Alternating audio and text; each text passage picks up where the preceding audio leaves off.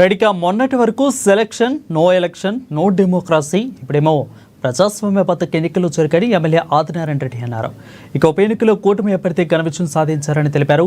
చంద్రబాబు 14 నెలల పాలన, మోడీ 11 నెలల పాలనను మెచ్చి ప్రజలిచ్చిన ఘనమైన తీర్పు ఇది అని ఎమ్మెల్యే ఆనందం వ్యక్తం చేశారు.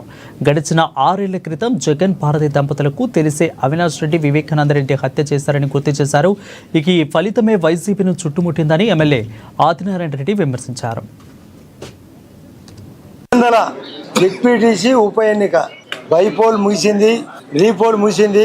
మొన్నటి వరకు selection no election, cruel democracy నుండి రియల్ డెమోక్రసీ నడిచింది. అరిచి గీపెట్టిన గగ్గోలు చేసిన చంద్రబాబు నాయుడు గారి యొక్క 14 నెలల పాలన, మోడీ గారి యొక్క 11 సంవత్సరాల పాలన, స్థానిక పరిస్థితులు, వాళ్ళు చేసిన దోపిడీ, వాళ్ళు చేసిన హత్యలు, వాళ్ళు చేసిన అరాచకాలు, వాళ్ళు చేసిన అరటి దోపిడీ, చీనీ దోపిడీ, కనీసం చెరువుకు నీళ్లు ఇప్పించలేని పరిస్థితి, ఇండ్లను దొంగ అకౌంట్లు రాసుకున్నారు, పాడా పనుసు ఫ్రాడ్ చేసినారు. ఆ పరిస్థితులను దృష్టిలో పెట్టుకొని మేమందరం మూకమ్మడిగా ప్రచారం. ఇది ప్రజా విజయం, ఇది వైఎస్ఆర్ వాళ్లకు తిరుగుబాటు విజయం. అవినాష్ రెడ్డి ఆ రోజే 6 సంవత్సరాల కిందట